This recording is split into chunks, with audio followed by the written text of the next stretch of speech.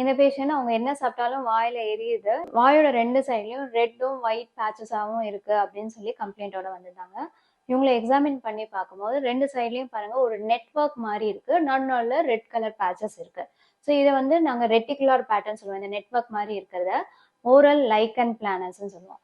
இந்த லைக்கன் பிளானர்ஸ் வந்து நிறைய டைப்ஸ் இருக்கு. இந்த ரெட்டிகுலர் பேட்டர்ன்ல இருக்கலாம், இல்ல அட்ரபிக்னா கம்ஸே அப்படியே அரிச்ச மாதிரி இருக்கலாம்.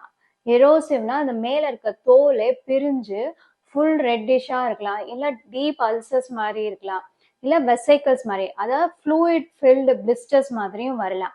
ஸோ இந்த மாதிரி டிஃப்ரெண்ட் டைப்ஸ் ஆஃப் லைக்கன் பிளானஸ் இருக்கு. நார்மலா சாப்பிட்டா கூட வாயில எரிச்சல் வரும். மோஸ்டா இது சிமெட்ரிக்கலா இருக்கும், அதாவது லெஃப்ட் சைட்ல இருந்தா ரைட் சைட்லயும் அதே மாதிரி பேட்டர்னோட வரும்.